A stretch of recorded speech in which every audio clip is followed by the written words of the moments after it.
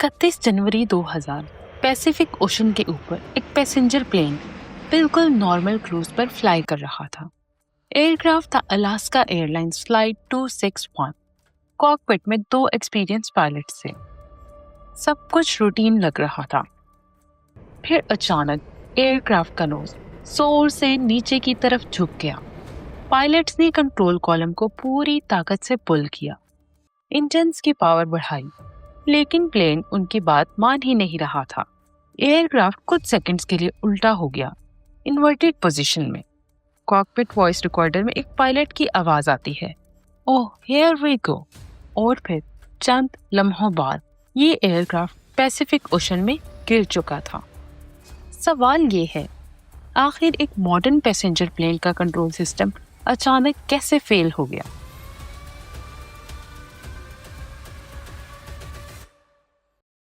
दोस्तों, एजी आवर में आप सबको खुशामदीद।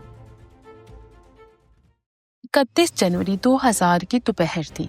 अलास्का एयरलाइंस की एक शेड्यूल्ड पैसेंजर फ्लाइट 261 मेक्सिको के शहर प्यूर्टो वालार्टा से सैन फ्रांसिस्को जा रही थी। एयरक्राफ्ट था मैकडोनल्ड डोगलस MD-83, जो उस वक्त शॉर्ट और मीडियम हॉल रूट्स के लिए बहुत ज्यादा इस्तेमाल किया जाता था और एविएशन इंडस्ट्री में एक रिलायबल एयरक्राफ्ट माना जाता था। इस फ्लाइट में टोटल 88 लोग मौजूद थे, जिनमें 83 पैसेंजर्स और 5 क्रू मेंबर्स शामिल थे। कॉकपिट में 2 एक्सपीरियंस्ड पायलट्स भी थे, कैप्टन टेड थॉम्पसन, जिनके पास 17,000 से ज्यादा फ्लाइंग आवर्स का एक्सपीरियंस था, और फर्स्ट ऑफिसर बिल टंस्के, जिनके पास 8,000 से ज्यादा फ्लाइंग आवर्स का एक्सपीरियंस था। फ्लाइट ने प्यूर्टो वालार्टा से बिल्कुल नॉर्मल तरीके से टेक ऑफ किया। एयरक्राफ्ट ने अपनी क्लाइंब शुरू की और कुछ ही देर में पैसिफिक ओशन के ऊपर क्रूज रूट पर एंटर कर गया। शुरू के कुछ वक्त तक सब कुछ रूटीन में था, लेकिन थोड़ी देर के बाद कॉकपिट में एक अनयूजुअल प्रॉब्लम सामने आ गई। पायलट ने नोटिस किया कि एयरक्राफ्ट का horizontal stabiliser trim system normal तरीके से रिस्पॉन्ड नहीं कर रहा। दोस्तों, एयरक्राफ्ट की टेल पर जो हॉरिजॉन्टल सरफेस होती है उसे हॉरिजॉन्टल स्टेबलाइजर कहते हैं, कि एयरक्राफ्ट के पिच को कंट्रोल करता है, यानी एयरक्राफ्ट का नोज ऊपर या नीचे किस एंगल पर रहेगा।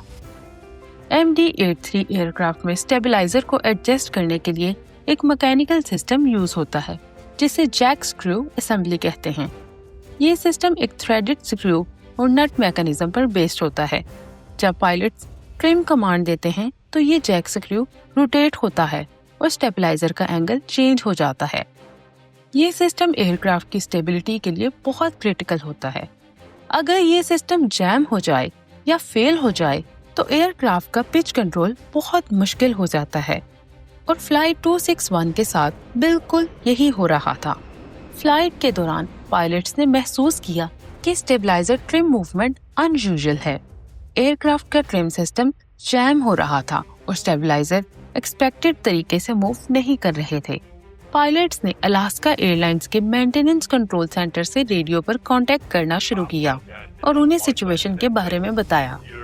मेंटेनेंस टीम ने कॉकपिट क्रू को कुछ ट्रबल शूटिंग स्टेप्स सजेस्ट किए, जिसमें स्टेबलाइजर सिस्टम को मैनुअली मूव करने की कोशिश में शामिल थी। पायलट्स ने इंस्ट्रक्शंस फॉलो किए और ट्रिम सिस्टम को फ्री करने की कोशिश की। कुछ वक्त के लिए ऐसा लगा कि सिस्टम वापस काम कर रहा है, लेकिन असल प्रॉब्लम सिस्टम के अंदर छुपी थी।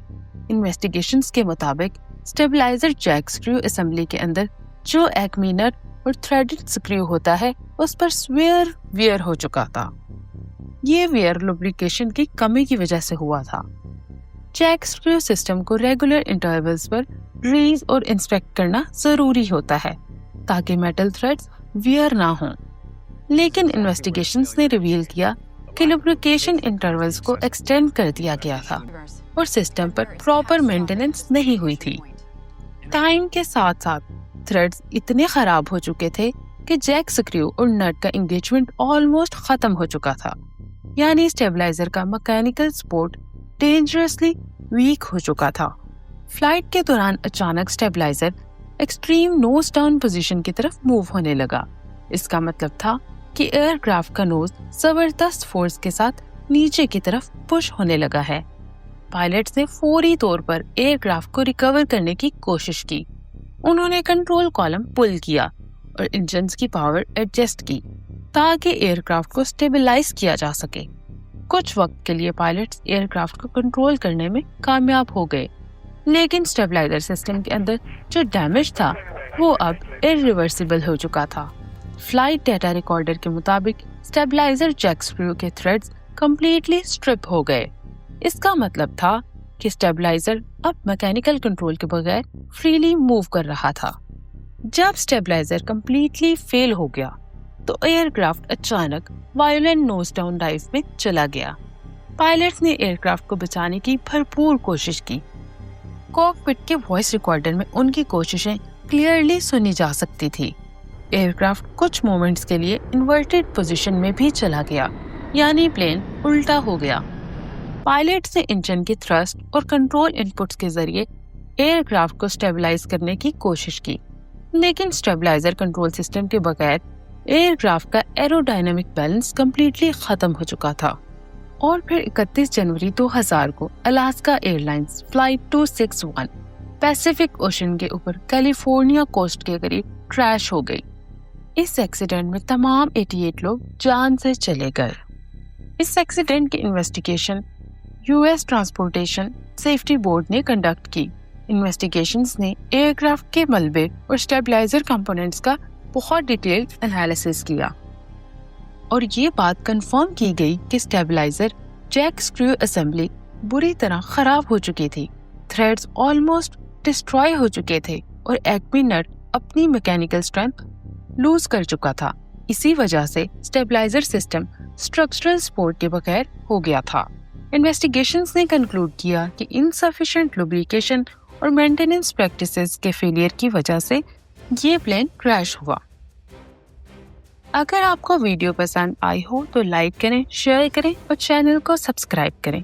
अगली वीडियो तक के लिए अल्लाह हाफिज।